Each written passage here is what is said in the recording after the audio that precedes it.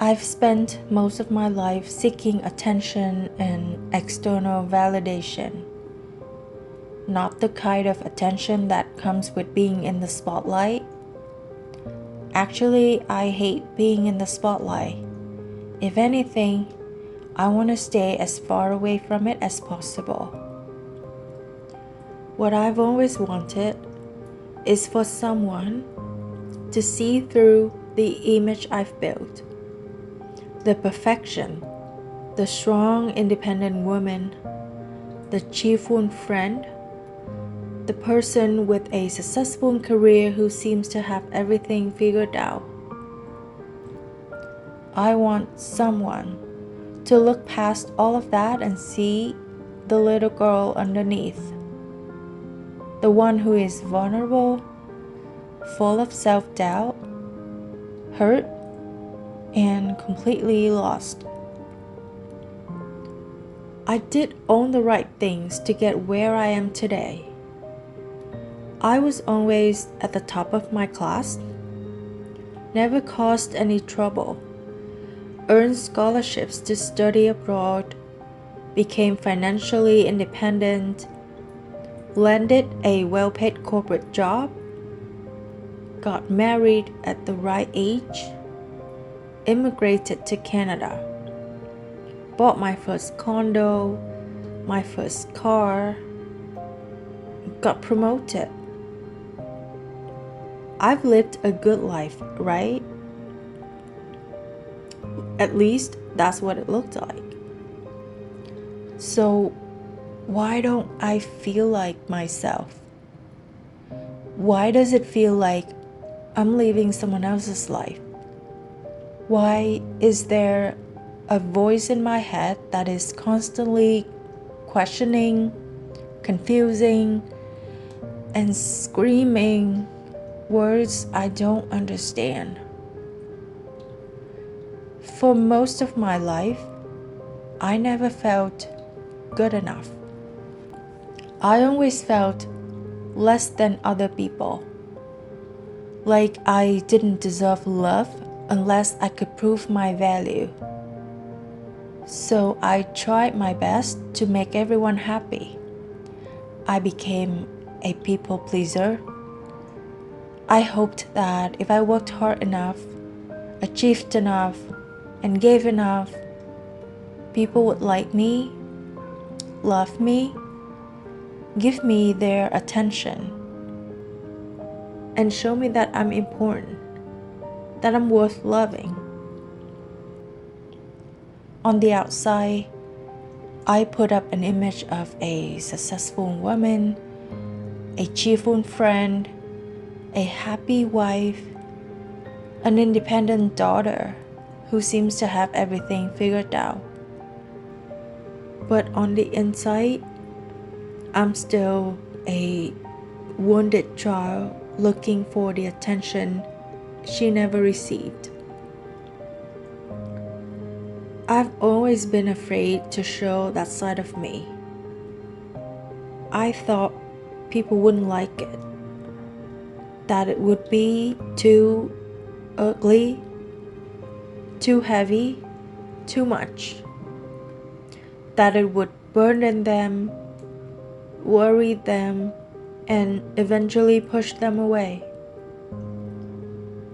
I've learned the cost of vulnerability from a very young age. My parents were busy trying to survive their own struggles, and so there wasn't much room left for my needs. What I got for asking for attention wasn't rejection or neglect, because I never even had the chance to ask. So I learned to stay silent. I became the good girl who didn't need much, who could take care of herself, who caused no trouble. And when my parents finally had time for me, I wanted them to see a smart, cheerful daughter they could be proud of. But when I was alone, I often cried. I felt lonely, scared, miserable, though I didn't understand why. Those feelings followed me into adulthood. I kept seeking attention while pretending I didn't need it. It wasn't until I started therapy that things began to make sense. For the first time, I started recognizing my patterns and tracing them back to where they came from. It's been one of the hardest things I've ever done because it means going back and reliving memories I've spent years trying to forget.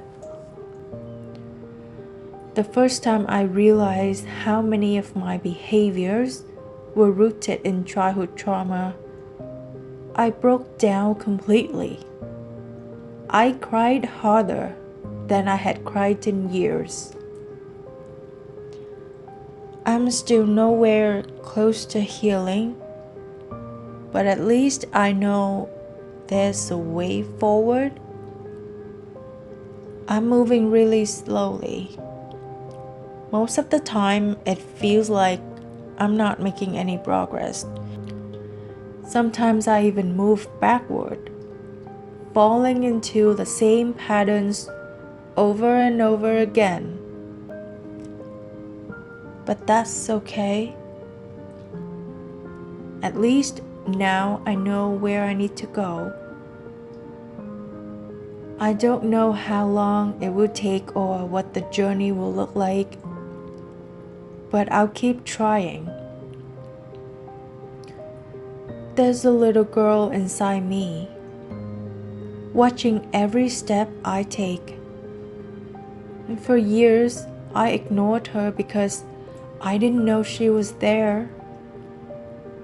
Now, I can look her in the eyes. I can see her tears. I can feel her pain. And that means I can finally start taking care of her. But that doesn't mean I'll stop seeking attention tomorrow. I'll probably keep doing it for a long time. But now I can call myself out when it happens. I can understand where it comes from instead of blindly following it. And I think that's progress. Healing isn't about becoming a completely different person overnight. It's about understanding yourself a little better than you did yesterday. So I'll keep trying. For me and for her. Maybe healing is just learning to stop abandoning her.